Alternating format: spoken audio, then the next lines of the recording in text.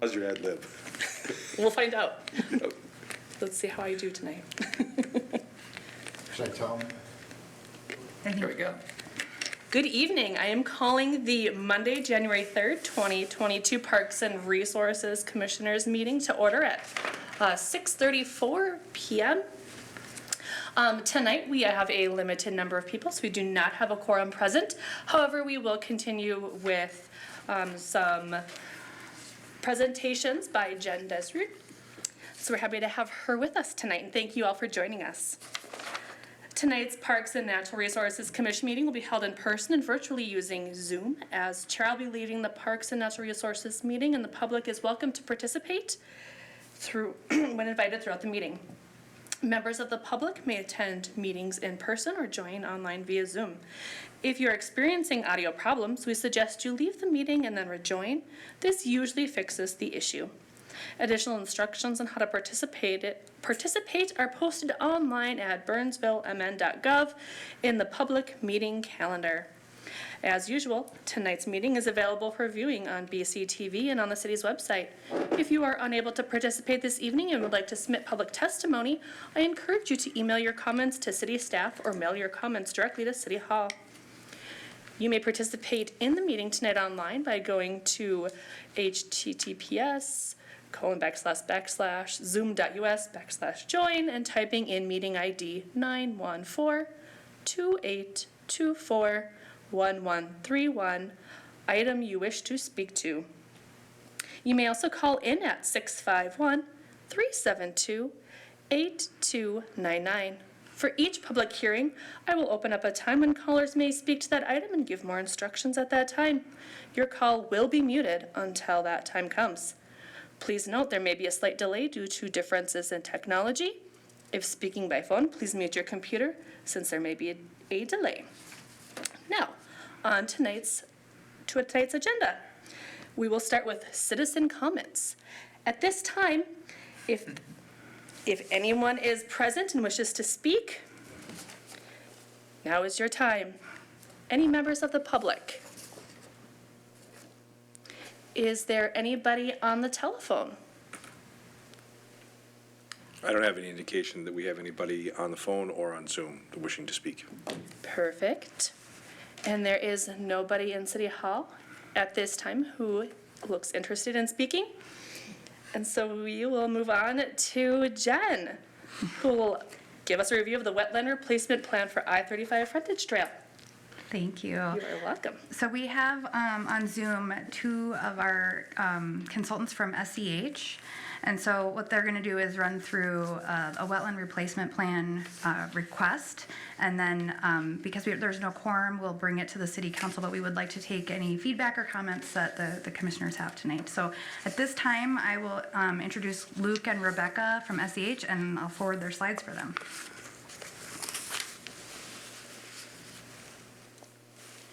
Hello, Luke Menden here. Can you guys hear me? Yes. Yes. All right, perfect. Yeah, so I'm Luke Menden. We also have Rebecca Badoon. She'll be kind of assisting me on any questions we may have. But we're here to talk about the I-35W Frontage Trail Realignment. You can go ahead to the next slide, Jen, please. So just a quick little project overview. As you can see on this little map, it's a little blurrier than I expected, but to the north there, we have West Black Dog Road. To the west, you'll see 35W. To the east, we have Black Dog Lake. And then highlighted in red there is the section of Black Dog Trail that we are concerned about. It's a 10-foot wide asphalt trail. The section we're concerned is just over 1/3 of a mile. And kind of the issue of why we're looking to replace this trail is it floods from March to May, just about every spring. So we're looking to move it to a higher elevation, which will result in wetland impacts and the need for wetland mitigation. So kind of the purpose and need, why are we doing this project? Safety is the main concern. This is not an insignificant amount of flooding. We're talking over 3 feet of water at times, so it's not something people can wade through. It definitely disrupts access to this trail and others. We've had, when I say we, I guess I should say the city, the county, other organizations have received a lot of concerns from trail users that, every year this trail is inaccessible. The city of Burnsville, in its 2040 comprehensive plan, decided it wished to encourage non-motorized transportation. Well, this kind of discourages it, as it prevents people from accessing other trails. It kind of forces them into a position where they have to drive in order to reach their destination. Go to the next slide, please. Here's a timeline. I know about the first half of this timeline is already in your packet and doesn't really concern the wetland work as much. So we're going to start right there at the 2nd June 2021, when I conducted a wetland delineation, and a coworker of mine conducted a botanical survey, a plant survey for endangered species at this location. In August, the survey was submitted. There were no endangered species found, which is good news. In September, the wetland delineation report was submitted. And in October, a technical evaluation panel met on site to review. This is a group of wetland experts through several different government organizations that basically review the boundaries of the wetland I set to make sure I delineated them correctly. They agreed with the wetland boundaries that I set. So on November 2021, they issued an official notice of decision, basically solidifying and confirming those boundaries. Then in the next month, in December, permits were submitted to the United States Army Corps of Engineers, the Wetland Conservation Act, and the Department of Natural Resources. I'll get into a little bit more of those later. And I believe this is, as far as I know, if my schedule is still correct, in spring 2022, the bidding for the construction will start, and then I'm looking at like a late summer of 2022 to start construction. So here's kind of the suite of permits that are involved for our wetland disturbance here. A transportation regional general permit is submitted through the United States Army Corps of Engineers. And then we also have the wetland replacement plan, which needs approval through the Wetland Conservation Act, which actually is administered by Burnsville in this situation. And then because a little bit of our work does occur in Black Dog Lake, it requires the public waters permit through the Department of Natural Resources. So now we'll get into what exactly are we impacting for wetlands here. So we're looking at a total permanent wetland impact of 0.631 acres. So this is wetland that will forever be filled. We have 2 wetlands on site, and we'll take a look at a map right after this slide identifying these 2 wetlands. So wetland 1, we have almost half an acre of disturbance, permanent. Wetland 2, as you can see, 0.61 acres, and then just a tiny bit, 134 square feet of excavation. And this is the removal of the existing trail. The excavation that occurs in that process does provide a temporary impact, but temporary impacts do not require mitigation. Next slide. So here's a map, and without being able to show my cursor, maybe a little hard to see, but the yellow line there is the existing trail. The black line would be the proposed new route of the trail. And kind of in between those 2 trails, you'll see a brown swatch there, and that is wetland 1. And to the east of that yellow line, you'll see Black Dog Lake, and just kind of right along the edge of that lake, we have wetland 2 delineated there. Check out the next slide. Is another map depicting the actual disturbance. So there you can see wetland 1. I hope that's a little more clear for you guys than it is for us, but it is just kind of a recap of what we're looking at. So the line that's pointing to that red hash mark just indicates that that's wetland 1, where we have almost half an acre of disturbance. And if you look in the southern portion there, there's another wetland fill area, those red hash marks. That's the permanent impacts to wetland 2. And okay, this would be figures 1 and 2 in your packet. I took these directly from your packet. If you have that in front of you, it might be a little more clear. So then you can see it's like almost a lime green. Those are the excavation areas, those temporary impacts. They're very small. You can't even see the hash marks. But yeah, those are the temporary disturbance involved in the excavation of the existing trail. So that kind of gives you a breakdown of, there's our current trail, the black line is the proposed new route, and then the wetland impact areas are there. Next slide, please. So when it comes to the mitigation, the replacement of these wetlands, replacement of wetland disturbance is required at least a 2-to-1 ratio, which we meet here is requiring a 2-to-1. So our 0.631 acres requires a purchase of 1.262 wetland credits. So basically how we determine where we buy these credits is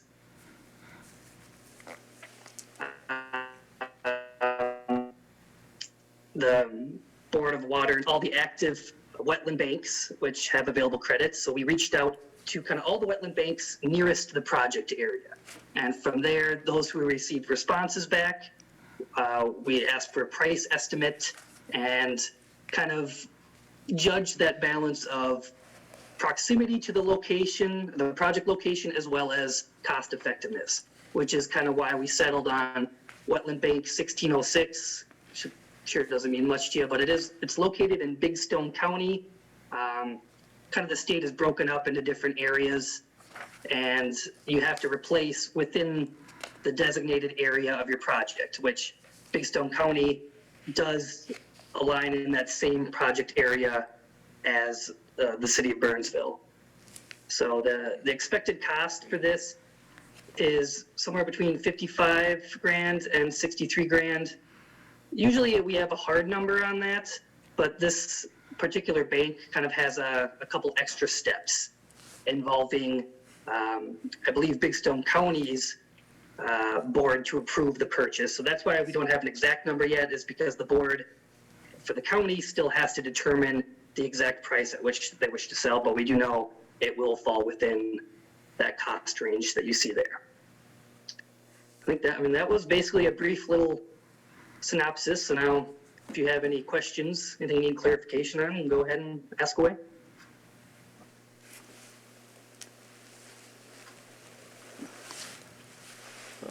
Yeah, Luke, I was curious how much of that, the rest of the Black Dog Lake has acres of like the wet meadow and floodplain forest that would be lost. It seems like there's pretty significant wetland area or not compensation, but like habitat that's in that area or. Yeah, so what you're seeing there is we kind of just delineated the shoreline because that's the only official wetland. So and kind of our wetland may look a little bigger on the previous figure there, but that's not actually the area of disturbance. That's just us delineating the wetland far enough out kind of for our project needs.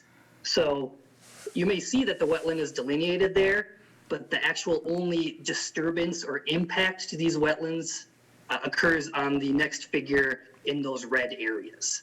So we delineated more than we need to make sure that we'll be within the project extents. You know, we have everything taken care of.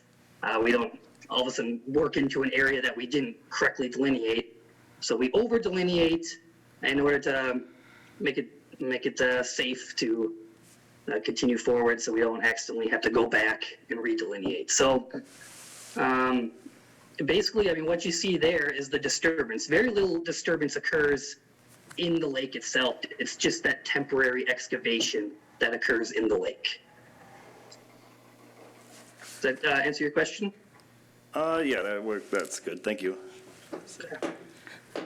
And so I'm curious within that, when you were doing the mitigation measures, what in there is going to be disturbed? Or is there animals or aquatics? Okay. Yeah, so that was part of the botanical survey, the plant survey that we did, as well as there is a portion of our permit submittal to the Army Corps of Engineers that specifies if there are any endangered or, concerned, basically listed species in the state in this area, and there are not any. There was a chance for some plants to be in there, which is why the botanical survey was done. So as far as like, if you're thinking, is this prime animal habitat? Not really. We're very, very close to the freeway there, as you can see. So the big wetland disturbance we're seeing there on number 1 is kind of it's a big depression. It's a bowl shape kind of coming down from the embankment of the road up to the trail, because the trail itself is elevated some. So it's kind of created this basin in between the trail and the road itself, which holds its own water because it's bowl shaped and has become a wetland. And as far as the species there, I mean, having been there several times myself, besides occasional birds and maybe some frogs, little smaller creatures, this isn't an area that's going to support larger animals. And the type of plants we found there are very common, meaning this type of habitat is located very commonly throughout Minnesota as well as the surrounding areas. So if you're going to ask for my personal opinion, there's not really much there for disturbing wildlife or habitats, or it's not going to disrupt the way animals traverse through this area, because I assume they don't want to walk up towards the road anyways. The road acts as a natural barrier. Yeah. Perfect, thank you. I was curious, so the existing trail, the map that you're using, I'm guessing, is that a wetter year than average, or is that normally, it seems like is that trail flooded, maybe flooded at this point? And I was curious what was going to be done with like the existing trail. Is it just going to be the asphalt removed, or is that just, or kind of stay in place, or, and is this the best route or the only route to get to like Interstate 35, that new trail that connects across the new I-35W bridge? I can answer those questions. Okay. So the existing trail, the asphalt will be removed and just restored. So we're removing hard surface and just moving it up the slope, so we aren't going to be adding much for new impervious surface. And then to that point about habitat, eventually that will just sort of fill in and grow in. So that answers that question. And then as far as best spot, we did a feasibility study that analyzed 6 different locations. Some of it was keeping this location of the trail and just raising it up, which had more impact. This one was probably one of the lower impacts than others. Others were analyzed were a boardwalk, which wouldn't necessarily be the most beneficial for bikes to be riding on a boardwalk. It gets slippery, it's hard to maintain. So we did analyze 6 different options, and this one was bringing it up the slope was the preferred alternative that we landed on. As far as how to get up to the 35W bridge, this is the only way from Burnsville side to get up. So you have to go to, just as it's kind of following up to Black Dog Road, and then turn and come back. And in my next presentation on multimodal, I have a little bit more detail on sort of how to do that in a little video. Okay, thank you. I'm wondering though, is this considered a quorum now? If we could act on this and how we were intending? Yeah, so Commissioner Fitich, I guess I'd ask you the question, knowing that you've reviewed the information in the packet. I know that you weren't able to probably listen in on your way over here tonight, but I'm wondering if you would feel comfortable voting on this item tonight, as the other commissioners have just listened to the presentation. If you're comfortable with that, I think we can and should continue to proceed with it as we would normally. Okay. I can give just a real brief. The request here is for this commission to recommend to the council to approve this wetland mitigation or replacement plan by purchasing wetland credits at the ratio of 2-to-1. So we're displacing 0.63 acres, and we would purchase twice that amount at a wetland bank. And so that's our request, is that staff recommends that the commission recommend that to the council. And if you do, then we would go to the January 18th council meeting with that recommendation. Yes. I would recommend that we adopt this plan. Second. All in favor? Aye. Aye. The motion passes. All right.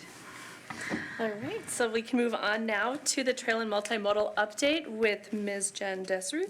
Just gonna move over here. Get a change of scenery. Yes. A bit more control of the PowerPoint, I think.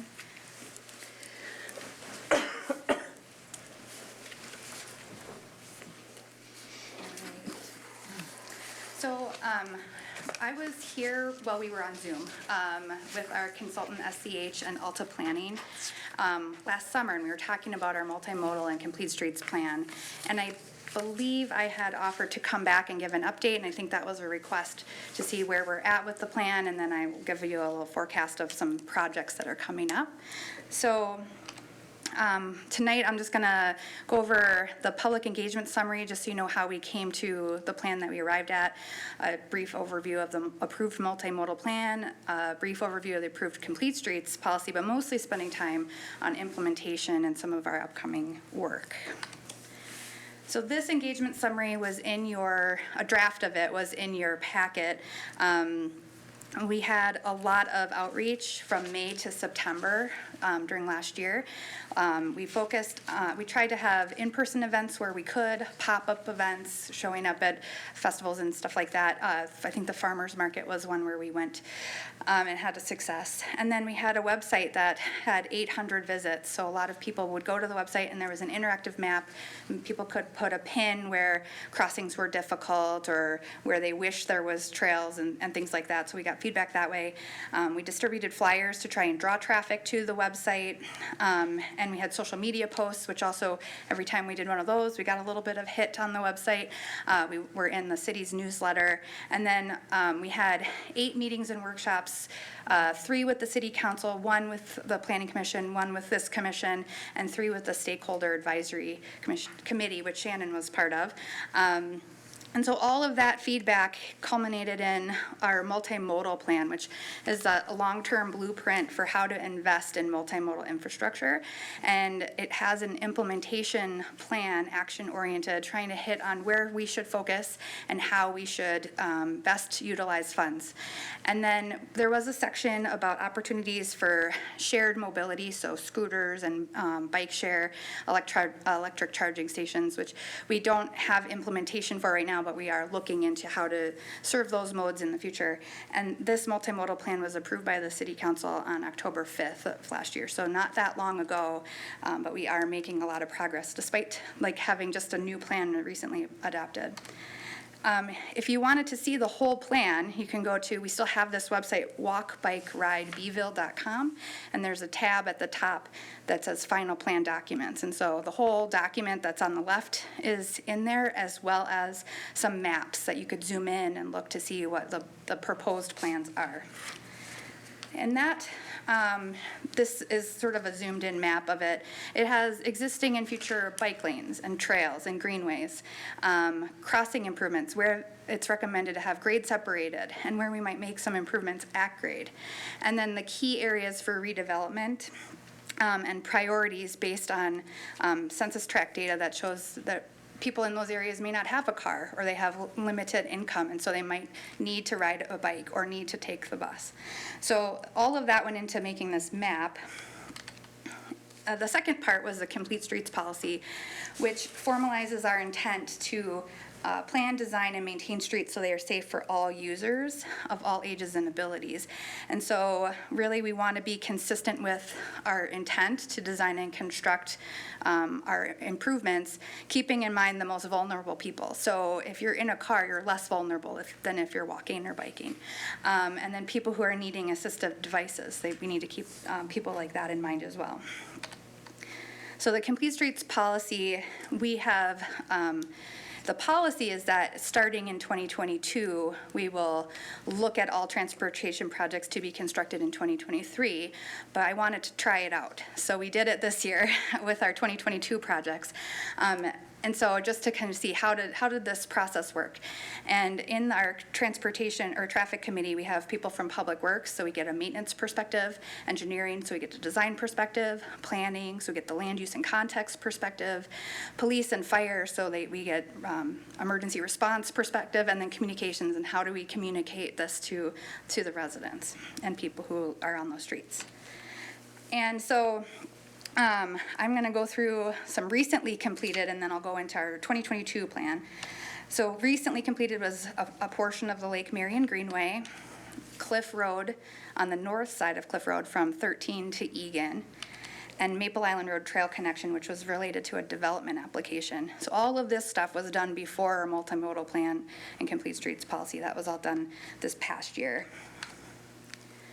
But we brought our 2022 projects to the traffic committee a couple of weeks ago, and from the time it was approved in October to now, there's not, you'll see that we did what we could, but next year we'll do more. So we reviewed all of these as our street improvement areas. The places that are in red are reclamation, so that's a full reconstruction of the street down to the base. You're taking out the rock underneath. And those are all in residential areas. So we did look at them to see if there's any multimodal improvements that could be made. We aren't planning on building sidewalks in all the residential areas, but we were looking for connections to sidewalks and trails on busier roads. And in all of these locations, we saw no need to make any improvements at this time. In the green areas, that's our rehabilitation, so that's a mill and overlay. So the curbs are staying in place, the pavement is being milled off, the upper inch or two, and then a new pavement put on top. So it's less invasive of a process and less expensive. So again, we're kind of doing some things with what we can and no budget for multimodal this year. So looking at the areas in green where we had some opportunities, Buck Hill Road, in the multimodal plan, there's a lot of colors going on in this, but south of Crystal Lake Road, the green solid line is an existing multi-use trail. So there's an 8-foot trail already there.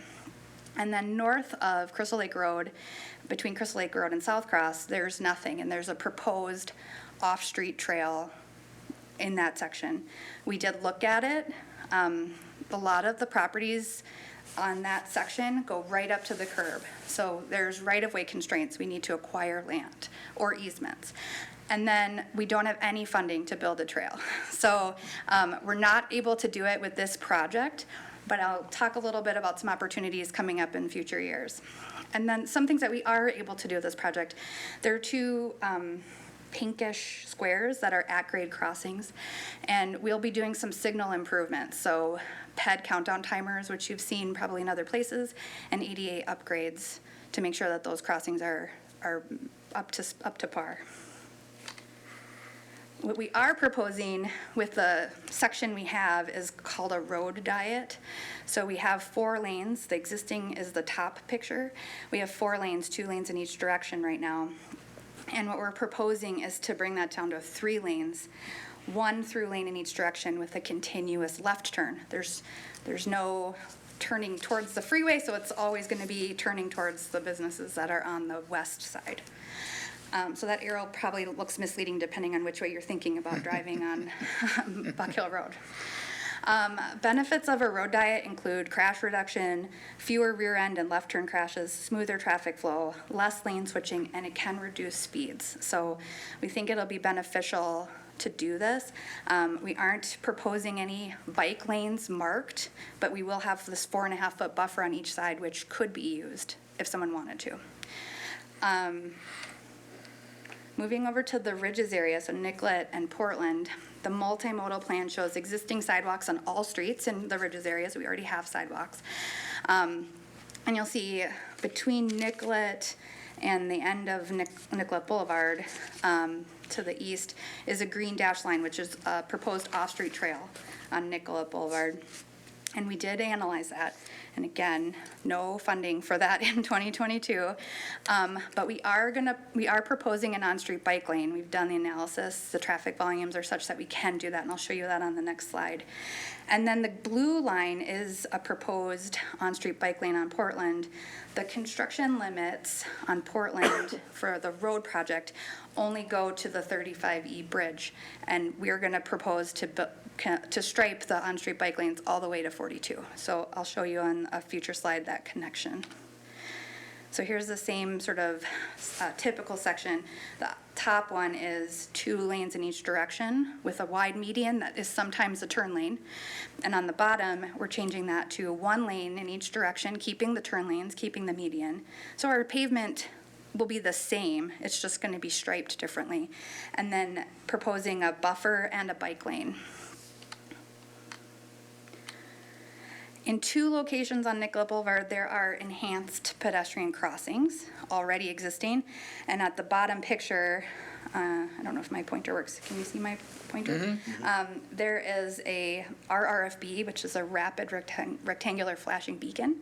And that's activated by a push button. So somebody who's crossing from the hospital to the employee parking can activate that to have vehicles stop. We are re-putting those back in, but also in these locations, we're creating bump outs so that the crossing distance is lessened. And also, as a vehicle approaches from this direction, there's no 2 vehicles here. There's just 1. So that's a safer situation for pedestrians.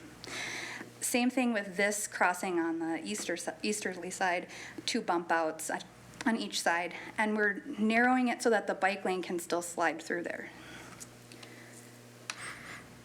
And this is showing Portland already that 3-lane, already in that road diet configuration with already wide shoulders. So all we have to do is put the pavement markings for the bike symbol and some signage.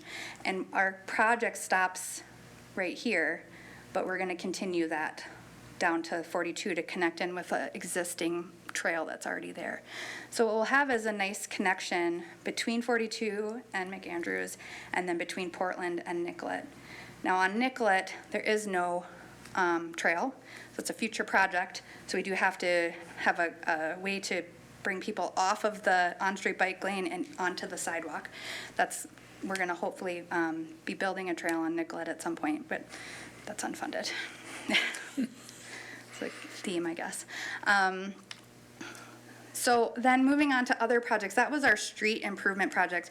We have an annual street improvement project, and so we analyzed what multimodal improvements could we make for those with the limited budget we have. Going forward, we're putting into our CIP budgets for multimodal improvements. We just got it approved in October, and so we're just kind of making these adjustments to our plans to add in those bike lanes and other things. So other projects in 2022, this is the area we were just talking about, the 35W Frontage Trail.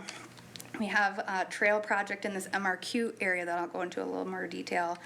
And then 35W Cliff Southbound ramp has a multimodal element that I'll go into a little bit deeper. So the 35W bridge over the Minnesota River, construction was from August 2018 until, you've been driving over it for the whole time, but it was officially substantially complete in November. And includes this new multi-use trail between Burnsville and Bloomington that never existed before. And if this YouTube video works, there's a little GoPro of it. And I will make it bigger and maybe even go faster. So that's the crossing, and then it stops short of where you would do our trail project. Here's coming from the Bloomington side, and they have to do this kind of curving around because of the grades. You can't just go straight up the side, so there's a little bit longer of a path.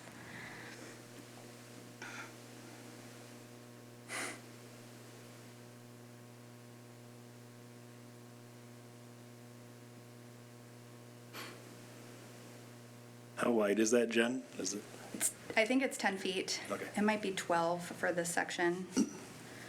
I'd have to look. Actually, I think it's 10. And they note here that the closest crossing before was the Old Cedar River Bridge, Old Cedar Bridge, and that's 7 miles away. So this new route will cut 7 miles from someone's trip. That's available on the MnDOT website. So focusing in on this, a question was asked, how often does it flood? That picture with the bike was taken in 2019. It was a high flooding year. It is not normally like that, but it was closed for about 8 months where people couldn't get through. And so this elevation beyond the bike, it gets lower, is at about a 698. And this table that's shown here shows that on average, it will flood above that between 18 and 36 days per year. One year, it was 8 months, but this is kind of an average that we'd see. We are proposing to raise it up to a minimum of a 702, which then will only flood between 3 and 7 days on average. There's not to say we won't have another 2019, but we're trying to minimize in a cost-effective way the amount of closures. Will that also help with the muddiness of that trail? It should. So, I mean, if it's high and out of the water will go over it, but it shouldn't be it's just in a low-lying area that it can get washed in with mud. We are, with the design, water will flow off of the ramp, and then there'll be a little bit of a ditch section that can take water before it crosses the trail. So we will be trying to avoid that too. Will that also help with the bugs? Because I've also heard feedback that that area gets really mosquito-y. I don't think that will help with the bugs. There's water all around it. One could hope, though, You like could. miracles. Right, maybe we should put some bug spray at either end, but no, I No. think it will not help with the bugs. I think it will still be buggy. This cross-section just shows, this is where the elevation is in this low area, and that we need to fill up to the 702 through this section. Now, this is an old photo and also doesn't show the extents. As we're doing more detailed design, we're finding we have to extend the trail further to the south. Our realignment will stay in that same location, but we're higher. So there's some things to do that are not shown on the screen. For the Mrq improvements, this is in that northwest quadrant of 35W and 13. And that's the Minnesota River quadrant, that redevelopment area. It's showing existing sidewalk at Cliff under the bridge, that's that pink. And then it's showing proposed multi-use trail from County Road 5 to Cliff on this 126th and DuPont alignment. And then a proposed multi-use trail on Cliff from DuPont until we get over here to the existing trail. So we are proposing in 2022, we're designing this right now, a new multi-use bituminous trail off-street that connects from County Road 5 up to this driveway. And then I'll talk about the next set of projects there. But this is happening in 2022. And then it will connect here. This is the 35 and Cliff southbound ramp. So the main project here is this ramp, the roundabout, realigning Cliff. Cliff is currently right up here, further south, but a little part of it is adding a multi-use trail on the south side around the roundabout. There is a constraint why we can't just keep going with this multi-modal trail under the bridge, is there's railroad tracks there. And why we can't just shift this whole road up is because the bridge abutment is right here. So we're squeezed. But in 2025 and 2026, MnDOT is talking about doing bridge replacements. And so we'll be working with them when they replace this bridge to shift the abutment, make it wider so that we can fit a trail underneath the bridge and eventually connect up where we want to. But for now, as you'll notice, a lot of this is piecemeal. We do what we can and then plan for the future. So the railroad track is in use? I think it is, yeah. And the last section I have is just some future upcoming projects. So I talked about the Lake Marion Greenway that was recently constructed. And Lake Marion Greenway is a 20-mile corridor connects the Minnesota River Greenway to the Vermilion River Greenway in Farmington. And Burnsville has 3 segments that that go through Burnsville, and 2 of them are already constructed. So I think in 2018, we constructed this Lake Marion Greenway Rose Bluff segment, which is from Williams Drive to Kramer Nature Preserve. And then last year, we built the south section, which is from Kelleher Park to Sunset Pond. And now we're looking at where do we put the middle section? And that's a study that's going on right now. I don't know, was Ryan already here to talk about this one? Yep, Okay. we did talk about this in November, I believe. Okay. So I pulled this off our website. Ryan Peterson, our Public Works Director, is leading this effort. And from feedback, they are proposing sort of 2 routes. One that is for people who are okay being on the road and maybe a faster, more commuter cyclist, and then one for more leisurely bikers that is along Sunset Pond. So that is one project where we're studying it. The funding is not known at this time, but we're working on an alignment.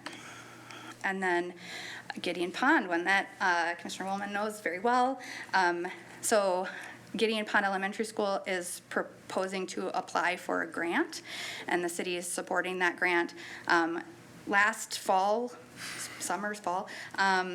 before school started, this group here painted some bump outs. So it's a demonstration project, and I believe it's been very successful. And so same idea as the other bump outs that I was showing you earlier, limiting the distance or the length of crossing. These delineators are actually, this is an in-process picture, but they're on the white line. So, and they're not there now because we take them out in the winter. But these bump outs, should the grant be received, would become permanent. So we would put curb where the white lines are and fill this in with grass, and it would achieve the same thing without being a demonstration project. And I have 2022 question mark because we're hoping for the grant. We also have this project, which is County Road 11 and Burnsville Parkway Roundabout. So the county was successful in receiving a federal grant. The city is a partner. And some opportunities with this that I'll be looking at in the next few years are, could we be putting a trail on Burnsville Parkway?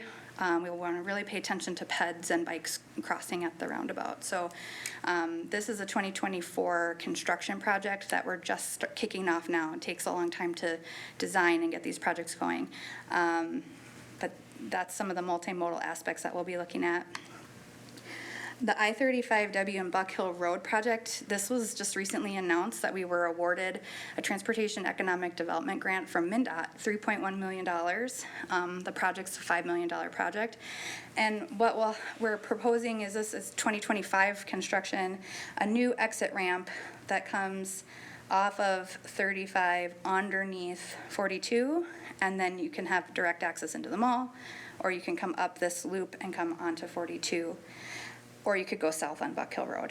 And some opportunities here would be to construct that Buck Hill Road trail that's further south in concurrence with this project and have it extend all the way up to the mall. I'm looking at that. And then access to County Road 42 from this area, we're looking at that. And then there's new multimodal opportunities with the Burnsville Center Vision and an Aldrich extension. So we'll be looking at all of that as we're working on the plans for this project. And the last one I have is the 13 and Nicklet mobility improvement.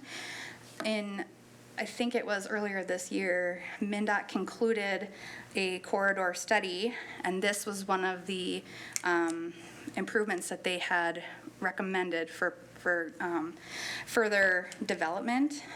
This is a very expensive improvement. It's $42 million. And we've already made one grant attempt, which we were not successful at.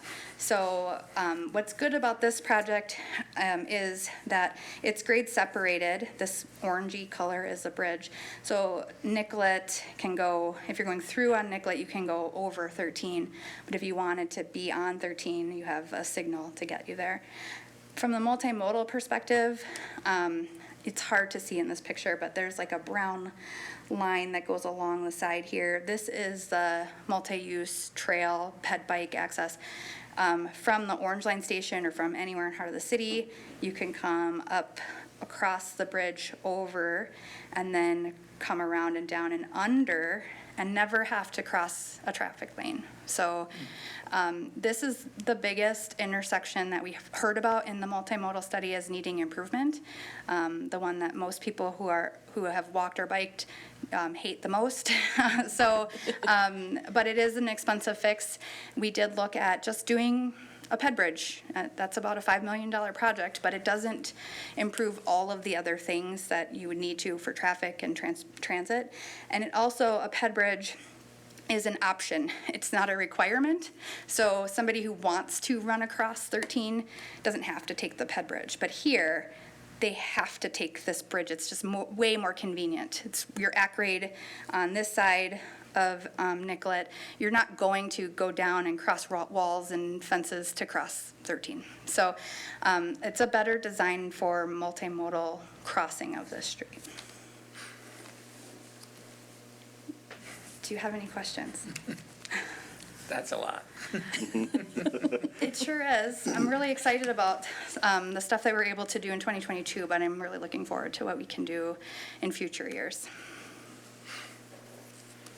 The only question I have is, when you're talking about the bike lanes, there was that one section that was not being marked for a bike lane, but had enough space if people wanted to use it as such. On Buck Hill Road? I believe so, yes. Okay. What goes into determining whether or not to put markings there? So we did think about putting markings there.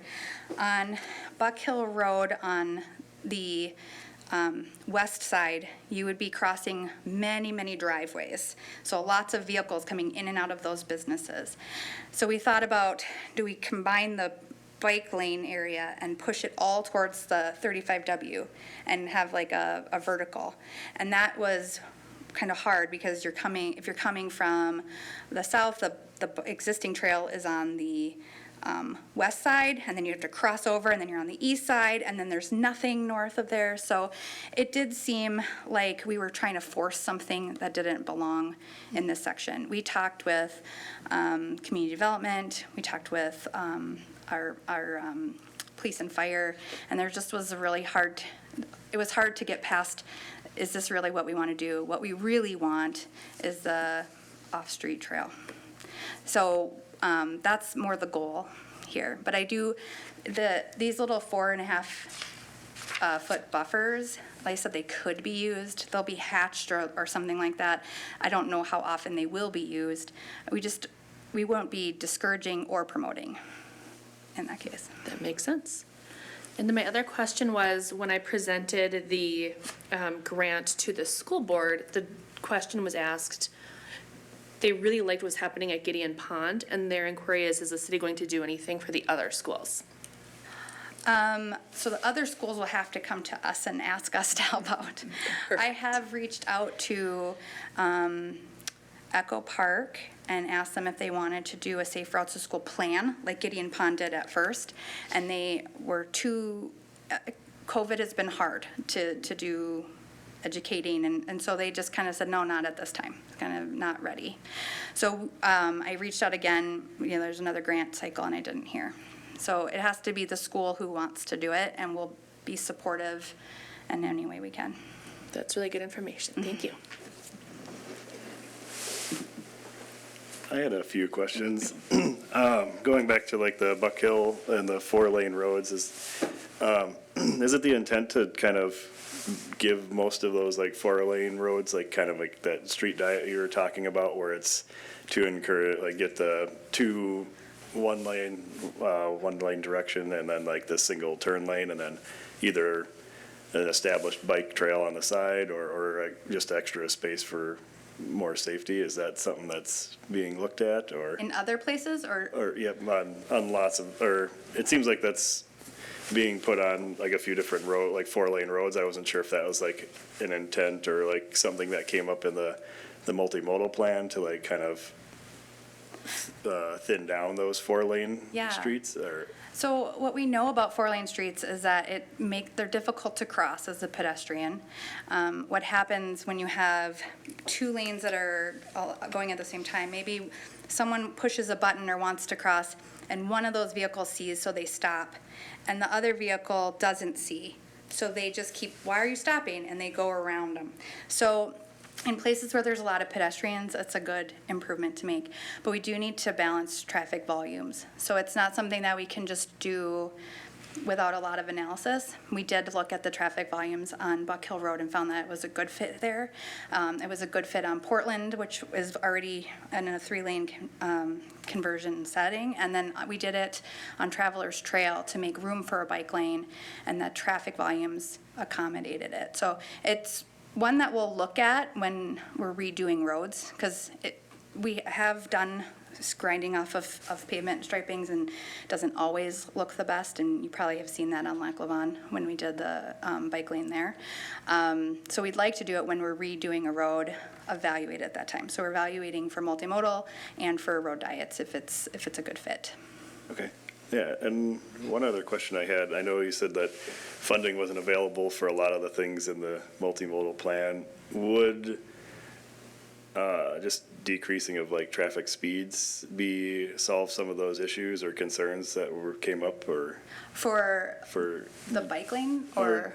or just like pedestrian, like in different modes of traffic safety, like interacting with each other, just having like slower streets. I know Minneapolis and St. Paul have kind of decreased their speeds. I don't know if that's is effective or not at reducing accidents or incidents or. So we are watching that closely. We are looking at Buck Hill Road. There's different speeds as you travel along Buck Hill Road, and so we are looking at making that one consistent speed limit. I think it's 40 and then 45 and then 40 again, and we're looking at, how do we make that reduction to just 40 across the board. There are a few, maybe I'm getting in the weeds, but there are a few studies going on right now about speed limits and setting speed limits and the effectiveness of setting speed limits. And one of the things that I think we're finding is that you can set your speed limit on a sign to whatever you want, but if the road is wide, people will drive what they want to, like what feels comfortable. So when we do a road diet, it does create that narrowing effect, and so we would anticipate a reduction in speed on these road diet types of streets. When we do the bump outs, that's an obstruction that squeezes the road, so we would expect at those locations where the bump outs are that people will just naturally slow down. At this time, the engineering department is not considering or asking the council, and the council's not asked us to do a full look at all speeds. My personal opinion after kind of looking at those studies is that we need to do more with traffic calming than to just put up a sign that says you can only go 20 or 30 or whatever it is. Okay, no, thank you. Yeah. Any other questions? Great. Well, thank you for having me. And I will, hopefully, if you want another update every year, I will come back and tell you what we're doing. That sounds Absolutely. great. All right. Thanks, Jen.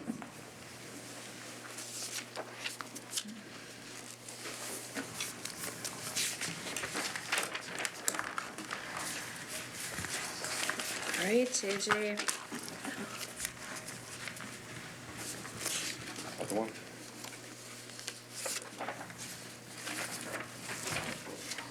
Are we moving on to number 6? Is number 6 the work plan? It is the work plan. Then let's move on to number 6. That sounds great. Commissioners, first of all, thank you for working with us on the fly here tonight as we work through this evening's meeting. Commissioners, in December, we got together for our annual work session to talk about the activities that we would like to see come before us for the next year. We have that work session in a conference room that is not televised, and so that brings us to tonight, where we need to show everybody our work that we talked about back in December. And then I'll ask you for a formal motion on approving the work plan for 2022. That approval is still a little bit contingent on our city council approving it as well at their February meeting. So here we go. On an annual basis, commissioners, we have 6 items that we take a look at each year. The capital improvement plan, which will be coming before you in February. We talk about our deer management strategies. Talk about our stormwater, and we receive an update from staff on the state of the lakes. We also have Sue Bast come once a year and talk to us about sustainability projects and report and where we are at. And then this work plan and the work with city council to receive feedback on anything they might want us to take a look at. And we'll do that in February. And then one of the last things that you added, I believe, 2 years ago, was that you wanted to take a more active role in pursuing options to promote and support the parks and recreation programs and natural resources in Burnsville. So we added that one to this list as well. But these are the items that we discussed back in December. And the first one is what we just heard. The I-35W wetland replacement plan for that trail elevation. And then the trail projects update that Jen just presented to us. Caleb will be back later with a final draft of the natural resources master plan. Garrett Beck is going to be doing a state of the parks presentation for us. You know, over the last 2 years, we've been working on the Kelleher Park Trailhead project. So you'll hear in February that we've got some money in the budget for that, and hopefully we'll be bringing back a final plan on how that park is going to look once we're done. Crystal Lake Beach Park Master Plan. That playground equipment is up for repair or replacement, not repair. And the way that park is kind of laid out, it's a little bit wonky with a trail that kind of cuts in between the swings and the playground area and things like that. And so we're going to take a look at how we can improve that park and the playground area there as well. This one's the first one here is review concept plans for a nature play area at Levon Park. That one has been a carryover for a few years. After the success of the nature play area at Terrace Oaks East, we need to create a plan to put a nature play area in maybe all 4 corners of Burnsville so that people have access to something like that. And Loch Levon is one of the next locations on our list of things to do. Since we completed our master plan, Park and Recreation Master Plan in 2017, we have been providing this commission an update on all of the things that we are working towards and checking off in that master plan. So we will provide you with that update again this year. One of the things that you asked for was an update on the County Road 42 corridor and the medical district and how they relate to parks and natural resources. So if we can find a staff member to give us an update on that, we certainly will. Caleb is also going to be doing a pollinator lawn demonstration project, and he's going to come talk to us all about that. Again, one of the things that is a carryover from I think a year ago is an update on the Minnesota River pollution prevention programs. I'll work with Caleb and Daryl, and maybe we can find someone to bring us some more information on that. And then this coming year is our plan in the recreation office to get out to the parks a little bit more and just talk with the folks that are using the parks, having these engagement sessions and find out what it is they want from the city's park and recreation department. What kind of programs do they want? What additional park amenities are they looking for? Just things like that. So hopefully we can gather some good information this spring or summer, and then hopefully back with you later in the year, probably November, and just provide you an update on the things that we've heard throughout the year. So we're looking forward to that. With that, Commissioner, the 12 items that are here under the special projects are the items that we know at this point are coming back to you. It seems like every year there's always a project has to happen, and they need your input on it. So as of today, these are the 12 things that I know are coming back to you. And it's very possible that even some of the projects that Jen has with the trails might be back for your review as we get through the year too. But this is what I know. So commissioners, tonight, looking for someone to make a motion to approve that work plan for 2022. And then with your approval, tonight, we'll bring it to City Council. Our chair will bring it to City Council on February 8th. I move we approve the PNRC work plan for 2022. So Commissioner Donaldson moves to approve. Who is, anyone second? Second. Surround sound for seconding, and I also approve. Very good. All right, JJ, are we going to move forward with the election of chair and vice chair tonight, or are we going to wait on that? Commissioners, I guess it's your choice. I do know that, I don't know.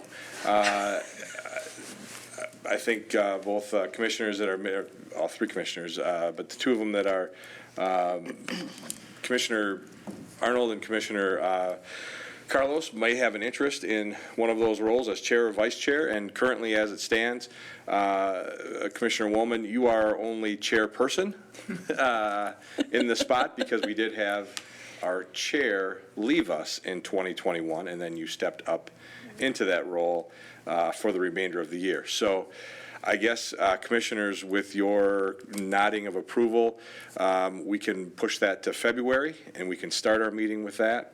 Or if you would like to proceed with it right now, we can go ahead and proceed too.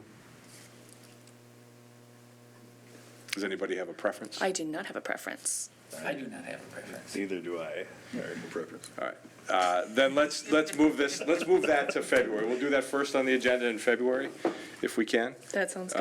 And then that way, we'll be able to hear from the other commissioners as well. That sounds like a fair plan. Okay. With that, any other updates from staff? There are none. Hearing that there are no more updates, at this time, I'd like to request a call for adjournment for the January 3rd, 2022 Parks and Natural Resources Commission meeting. Motion to adjourn? Second. Sounds good. So we are adjourning at 7:35 p.m. Everyone have a great night. Thank you.